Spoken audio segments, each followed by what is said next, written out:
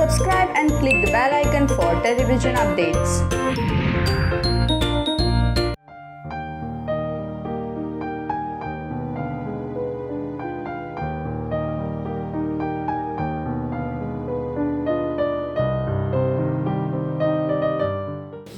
Well, it's a character of a judge जिसकी family को दिन दहाड़े उसी का बॉडीगार्ड मार देता है एंड ऑफ कोर्स किस वजह से उसने मारा, क्यों मारा, उसके अलग अलग जो पहलू हैं वो सारी की सारी चीज़ें हमने मर्डर तक दिखाने की कोशिश की है और उसके आगे फिर कोर्ट की तरफ से उसे क्या सज़ा सुनाई जाती है, उसके साथ क्या होता है.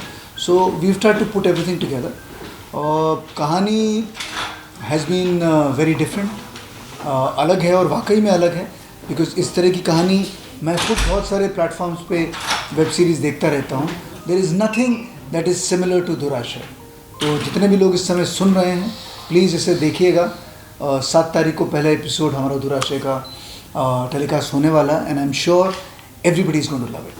देखिए, I'm an actor who believes in doing his job to perfection. So चाहे वो काले वाले कोट वाला कैरेक्टर हो या पुलिस की वर्दी हो या फिर एक नालायक बेटा हो या फिर एक शो का होस्ट हो या फिर अम्मा जी के सीरियल का जो नेगेटिव कैरेक्टर हो. सो कुछ भी आप करो, आपको पूरी ईमानदारी के साथ more than 100% you need to perform because once you do your job correctly is how people are going to love you, and they will only love you when you play your characters to 100%. So that's what I try to do with each one of my characters, and I hope that this one also gets the credit that I hope it will show.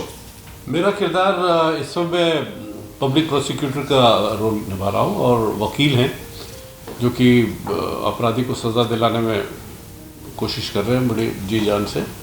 और वो role करने में बहुत मज़ा आया क्योंकि बिल्कुल अलग तरह का वकील है. मतलब एक जनरल वकील जो तरह तरह की फिल्मों में और सीरियल पे आप देखते हो कि उस तरह का नहीं, रियल ज़िंदगी से जुड़ा हुआ एक वकील और एक वकील के द्वारा ये लिखी गई कहानी. तो वो बहुत पावरफुल और बिल्कुल अलग तरीके का एक हुआ और बहुत अच्छी तरह से, और उसको करने में बहुत मज़ा आया. कोई भी चीज़ जब हम शूट करते हैं उसे आप जिस तरह से जो नेकेड ट्रूथ जिसे हम कहते हैं उसे आप वैसे दिखा नहीं सकते हैं. So when it comes in films और टेलीविज़न और थिएटर और वेब सीरीज़, जिस किसी भी तरीके से आप दिखाना चाहते हैं, ऑब्वियसली एक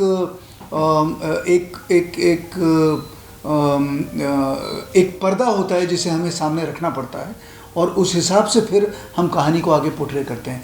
there are lot of things that haves to गोली कहाँ लगी, कैसे लगी, आप उसे दिखा सकते हैं. अब गोली अगर सिर पे लगी है, छाती पे लगी है, एक छोटे बच्चे पे गोली अगर उसने सिर पे मार दी है, अब उसे दिखाना is going to be very very difficult. तो वो हम बातों में कह देते हैं. Obviously there is a censor board who is looking into this. उनकी अपनी टिप्पणी होती है. सो आई सपोज फाइनली जब कहानी दिखाने की बात आती है, शूट करने की बात आती है, there is a lot of drastic change that comes into it and we have to follow that. हाँ, डेफिनेटली. ये आप जो रियलिटी है, जैसे कि कुछ गाइडलाइंस है फ्रॉम द सेंसर हमारे फिल्म डिविजन्स की तरफ से, तो हम उसको क्रॉस नहीं कर सकते. और कई चीज़ें होती हैं जो कि बहुत क्रूअल हो सकती है दर्शकों के लिए, या बहुत अगली भी हो सकती है, या बहुत वल्गर भी हो सकती है. तो वो एक सजेस्टिव वे के अंदर डेफिनेटली हर जगह ऐसा ही. आई थिंक इससे बड़ा किरदार क्या हो सकता है कि एक आदमी उसकी बीवी और उसके बच्चे को दिन दहाड़े उसी का बॉडीगार्ड मार देता है. तो आई थिंक उस तरह का रोल पोर्ट्रे करना, मतलब वो बात उस लेवल तक कैसे पहुंची और क्यों पहुंची, I definitely would want to know. और फाइनली प्ले करते करते जब वो सीन सामने आएगा कि जब मेरी फैमिली को मार दिया गया है, तो for me as an actor इससे बढ़िया रोल और क्या हो सकता है कि परफॉर्मेंस का इतने सारे शेप. गोली किसने मारी? उसके बॉडीगार्ड ने. बॉडीगार्ड जिसे वो ट्रस्ट करता था, जिसके वो करीब था, जिसकी हर बात वो मानता था. बॉडीगार्ड जिसे उसने जिम्मेदारी दी थी कि उसके बच्चे का देखभाल करे, उसकी बीवी को सही टाइम पे लेकर आए और वापस कहीं पे छोड़े. और रिलेशनशिप बॉडीगार्ड के साथ उसका एक तरह से काफ़ी स्ट्रॉन्ग रहा है. अब वैसा ही आदमी अगर पलट के इतना बड़ा कांड कर दे तो आई डेफिनेटली विल थिंक कि भाई क्या वजह है, और मैं वो जानने की कोशिश करूँगा। और यही मेरा तरीका था कि to be part of the project so that I understand what is it that led to such an experience. ज़िंदगी हमारी इंडस्ट्री की ऐसे है, मतलब कोई कहीं पे ठहराव नहीं है, कहीं पे मतलब आपका आखिरी प्रोजेक्ट ख़त्म होता है, उसके बाद अगला आपको मिलेगा नहीं मिलेगा, you have no idea. How do you survive, how do you plan, what do you do. I think this is the only profession जहाँ पे you are made to feel that you are absolutely worthless in the initial process of your career. जब तक आपको अच्छा काम नहीं मिलता है, हर आदमी आपके मुंह पे कहता है कि आप बन नहीं सकते हैं, आप अपना समय नष्ट कर रहे हैं, आप वापस घर जाइए। अब उस तरह की नेगेटिविटी रोज़ लेने के बाद आप अगले दिन फिर कैसे पॉजिटिवली खड़े होते हैं और वापस जाके आप बोलते हैं नहीं, मैं आज today is going to be a positive day. Your family is not with you, people are not with you, you are surviving alone, you don't have money, you don't have a house, there is nothing with you, but still आपके दिमाग में वो होता है मेरा एक दिन आएगा, और जब वो आएगा तब मैं दुनिया को बताऊँ। देखिए, मैं तो बिल्कुल नया था, पहले कभी थिएटर क्या स्टेज का भी नहीं, तो एक अच्छे एक्टर का आगे होना बहुत ज़रूरी है ताकि रिस्पॉन्स अच्छा निकले। तो अमन जी, जुत्सी जी, काफ़ी फ़ायदा मिला, काफ़ी कुछ सीखने को मिला, और पीछे डिस्कशन भी करते थे, आउट ऑफ शूट भी, तो काफ़ी कुछ सिखाते थे, बड़ा अच्छा लगा और मज़े भी आए। एक फैमिली की तरह हम वहाँ रहे तो बहुत अच्छा था वहाँ। सर, आप कुछ कहेंगे?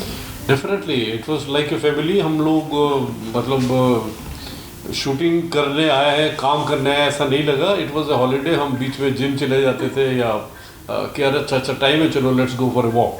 तो हम गार्डन में विनय साहब, अमन, हम लोग वॉक पे चले जाते, अच्छा चलो यार सेट लग गए होंगे, चलो शूट कर।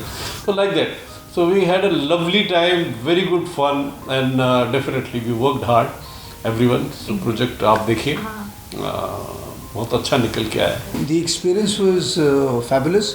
I think we had a brilliant team which was working together. The project was incredible. मेरे जितने भी co-stars थे, they were everybody knew their job very well. The team behind the camera, वो सब लोग अपना काम बहुत बेहतर ढंग से जानते थे। हमारे जो डायरेक्टर सुमेश हैं, उनके साथ सीन को डिस्कस करना, किस तरह से शूट करना है, कैसे इसको और जानदार बनाते हैं, तो वो डिस्कशन बहुत होती थी। As a producer Vinay ji was absolutely brilliant. किसी चीज़ की हमें ज़रूरत थी, वो तुरंत सामने आ जाती थी। And the weather was beautiful, you know. Karnal में we were shooting in the month of फरवरी और जनवरी, तो बहुत ठंड थी। तो मेरे लिए, because I am a very physical person, सुबह 6 बजे मैं निकल जाता था, and I used to be running from 6 to 7:30, and it was cold. मतलब 3 और 4 डिग्री में मैं भागता था, और आई एंजॉयड माई सेल्फ। मतलब मेरे लिए आई थिंक मैं तो इनसे पूछ रहा हूँ कि अगला सीज़न कब बना रहे हैं, ताकि वापस वहीं जाके वापस उसी जगह पे मैं रहूँ, और वहाँ फिर मैं थोड़ा 15-20 दिन इंजॉय करूँ। Please watch the show. This is coming on the 7th of May. The first episode is going to be introduced, and this is one kind of a story जो शायद आज तक आपने, हर एक्टर और प्रोड्यूसर यही बोलता है, बट डेफिनेटली ये एक ऐसी कहानी है जो एक तरह से आपके रोंगटे खड़ी कर देगी। जिस तरह के इंसिडेंट्स हुए हैं, और एक आदमी ने इतना सब कुछ क्यों किया, उसके कितने अलग अलग वर्जन्स हैं, वो आपके लिए यू नो जब सामने आएगा, so you will be very surprise. So watch the show.